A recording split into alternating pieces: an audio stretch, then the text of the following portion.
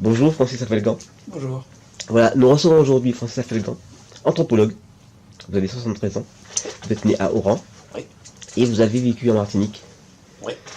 Un certain nombre de temps. Et Je peux vous donner, si vous voulez, le détail. oui. Et vous êtes amené à comprendre le Martiniquais parce que vous l'avez observé. Mhm.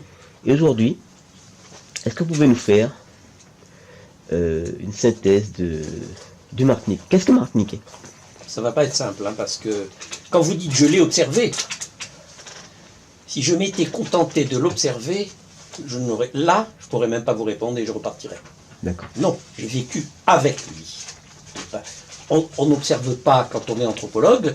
Vous savez, quand on est anthropologue, on fait de l'anthropologie, on fait de l'observation participante. Ça s'appelle comme ça. Sans quoi, si c'est uniquement une observation, je peux l'observer, le Martiniquais, comme si j'observais, je ne sais pas moi, une lampe à huile. Mmh. Donc c'est pas ça du tout qui s'est passé. Il y a eu de l'observation participante. Autrement dit, j'ai mangé tout ce qu'il mangeait, et avec lui et elle, des hommes et des femmes. Mmh. J'ai dansé avec lui et elle.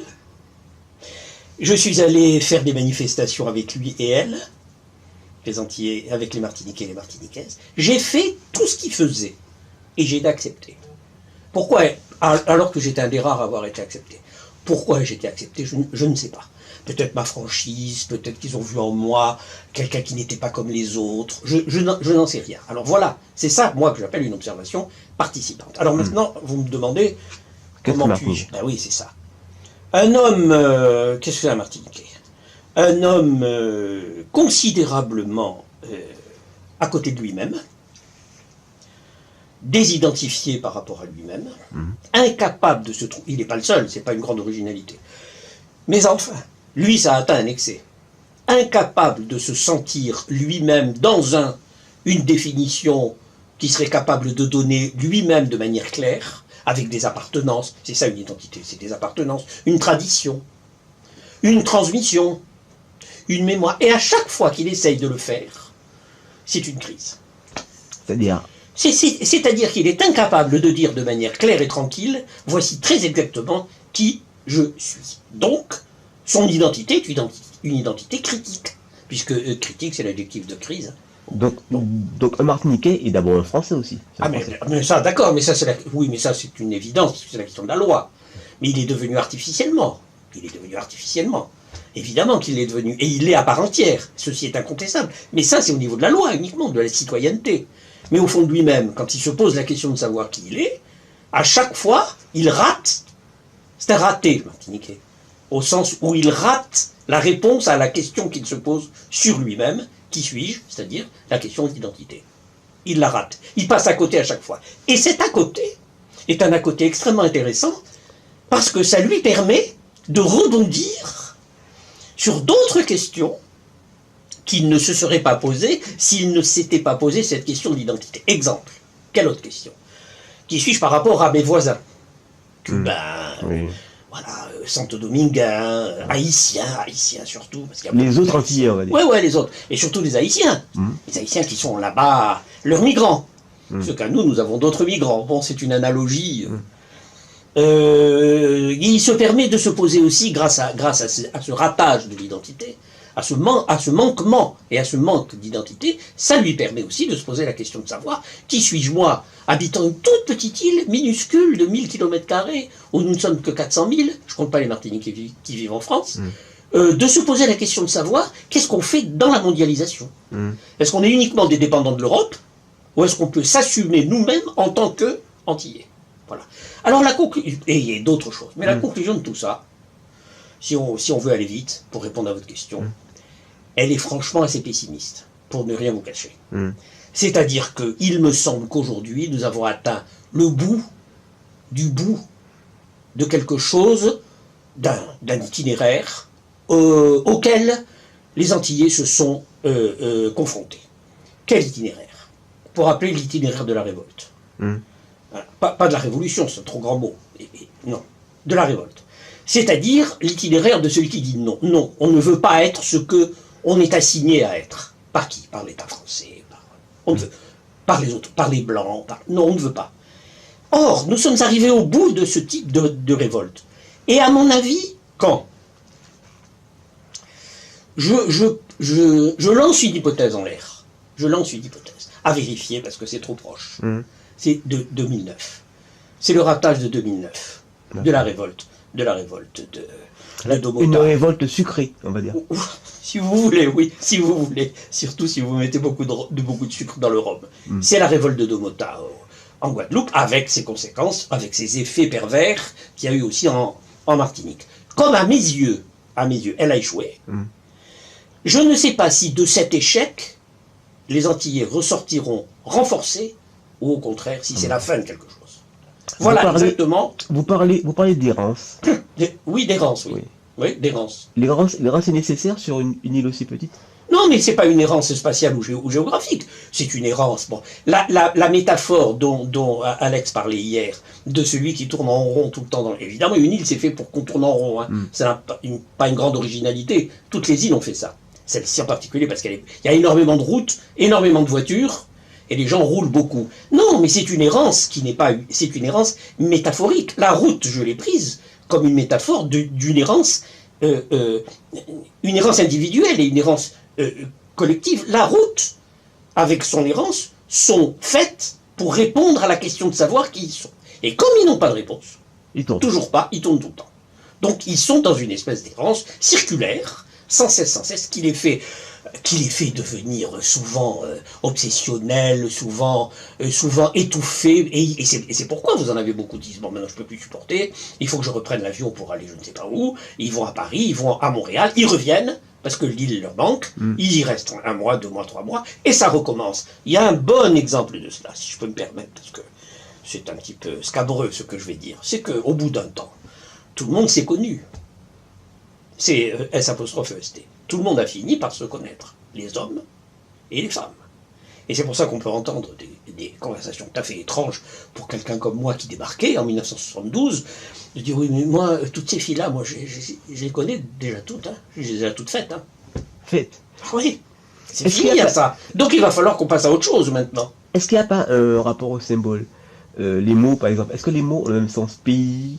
Les mots n'ont pas le même sens. Pays, je suis d'accord avec... Non, les mots n'ont pas le même sens. Vous voulez dire le même sens que chez nous, ici en France? Oui, voilà. Non, ils n'ont pas le même sens. Ça, je suis d'accord avec vous. Est-ce que la Martinique, c'est un pays? C'est une bonne question, tout dépend du sens que vous donnez à pays. Hein. Moi, je dirais, bon, alors disons, on va le faire par élimination. Vous savez, quand on n'arrive pas à définir un mot, un concept ou une notion, on dit ce qu'elle n'est pas. Ouais. Par élimination, on le nie. Alors moi, je crois que c'est pas une nation. D'accord. C'est pas un État, bien évidemment. Bon. J'hésite pour dire est-ce que c'est un peuple. Et alors, chose curieuse, j'irai jusqu'à dire, c'est sans doute une culture.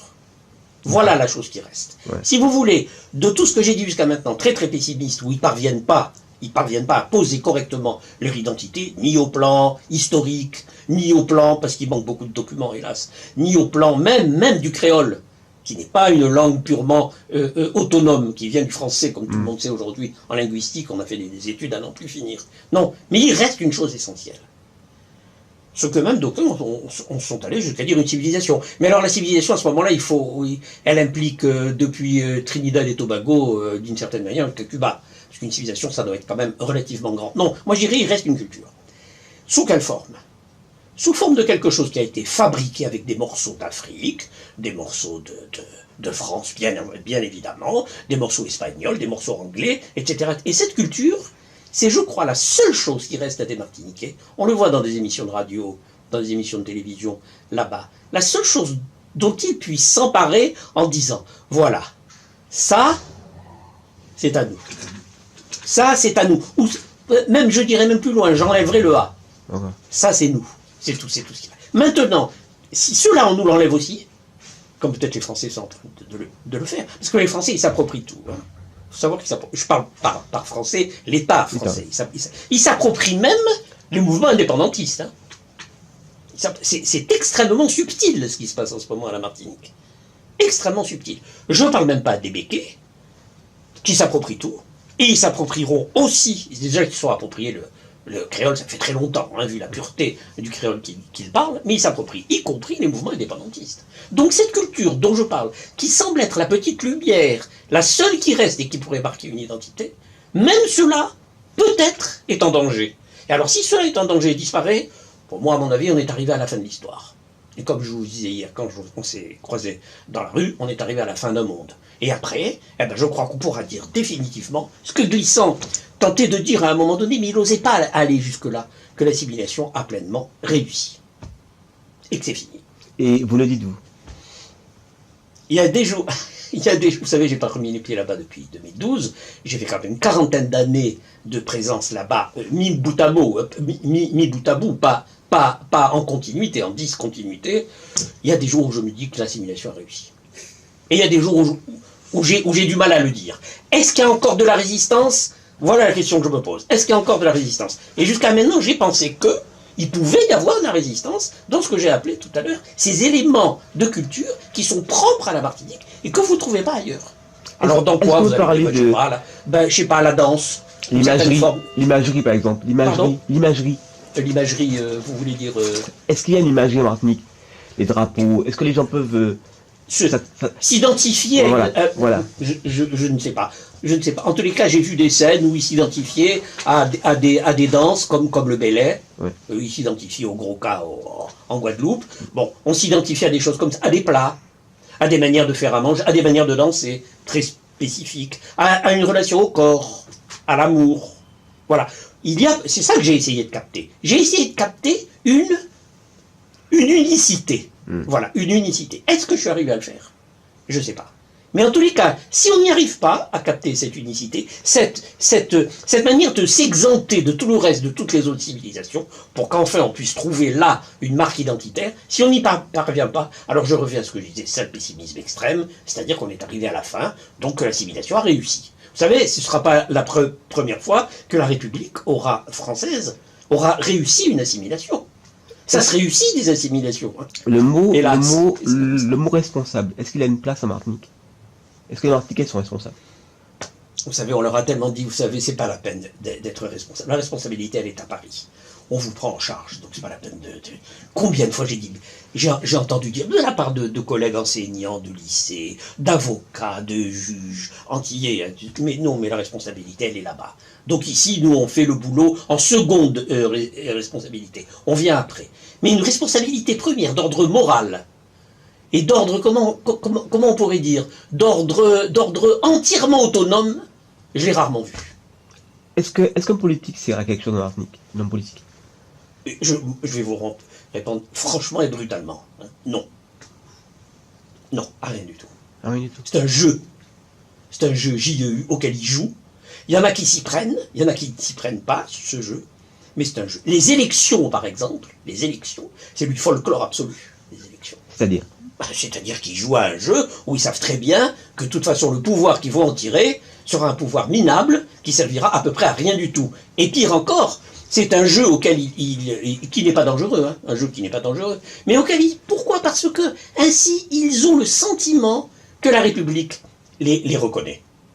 Voilà, mon vote, je me présente. Mon programme ne sert strictement à rien, parce qu'on sait très bien que c'est pas là-dessus. J'ai vu des élections à Sainte-Anne, j'ai vu des élections à Macouba, j'ai vu des élections où on sait très bien que le programme, c'est-à-dire le sens du projet politique, n'a aucun intérêt. Ce qui compte, c'est le rapport clientéliste à celui qui se présente. C'est tout. Est-ce que ce sera un bon papa? Est-ce qu'il me donnera de l'argent? Est-ce que quand j'aurai besoin d'envoyer mes enfants à la clinique, etc. C'est ça les élections, c'est pas autre chose. Prenons le cas assez paradoxal, parce que vous parlez d'assimilation. Comment un mouvement indépendantiste peut exister en Martinique via par exemple Alfred Marie-Jeanne? Si on prend le mime, par exemple, prenez l'exemple du mime, oui. Et je dis pas qu'il n'existe pas, il a existé. D'ailleurs, il était en meilleure santé il y a quelques années que maintenant. Hein. Bon. Marie-Jeanne disparaissant demain, je ne sais pas ce que le mime va devenir, je n'en sais rien. Oui, il a un sens, je ne dis pas qu'il n'a pas de sens. Lequel? De prendre des places, des fonctions de pouvoir dans la République. C'est tout. Mais à des niveaux inférieurs. J'ai une question piège. Est-ce que vous aimez la Martinique? Profondément. Mais, j'ajoute un mais. Oui, parce que je crois qu'on ne peut pas aimer sans souffrance. Et je l'ai aimé avec souffrance. Mais quelqu'un de primaire aurait dit, j'y ai tellement souffert, ce sont des choses de ma vie privée, que je la déteste. Et moi, je dis exactement le contraire.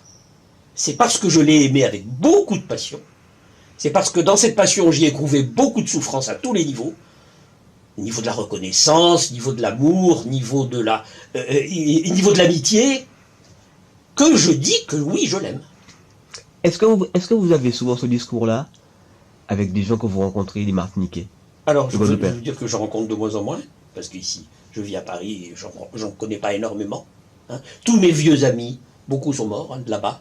Mon dernier voyage a été assez pénible là-dessus. Et puis j'ai perdu aussi un beau-père, que j'aimais beaucoup, qui est le père de ma femme, qui est mort il y a 3 ans, et c'était un grand ami qui m'a fait découvrir des tas de choses que jamais je n'aurais pu découvrir. Jamais. Sur le monde de la pêche, sur le monde des combats de coqs, sur le monde le monde paysan. Ouais. J'ai perdu un autre ami aussi, il y a pas longtemps. J'ai perdu encore un autre ami qui m'avait énormément enseigné.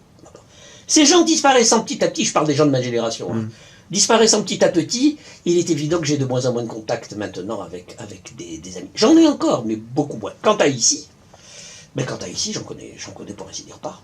Vous avez un peu d'espoir, vous? Non. Sur l'avenir de la Martinique? Non. Non. Elle restera un département français. Un département, je ne dis pas comme tous les autres, non. Mais un département français. Une collectivité? Oui, une collectivité, oui, d'accord. Collectivité. On change les noms, mais enfin, vous savez très bien que la réalité reste la même. Bon, c'est une collectivité, c'est tout, rien de plus et rien de moins, avec les prérogatives de la République, donc de la loi et du droit. Et c'est très bien comme ça. Ils sont citoyens, les Martiniquais, comme nous. Rien de plus et rien de moins. Vis-à-vis de l'histoire, ils ne gagneront rien de plus. Sauf que leur niveau de vie est plus élevé que beaucoup d'îles dans les parages autour. C'est tout. Est-ce qu'on peut parler de Césaire? Parce que bon, généralement... On peut, oui, je l'ai rencontré une seule fois dans ma vie, je le connais très peu. À la différence de Glissant, que je connaissais bien mieux. Oui, mais vous connaissez l'œuvre.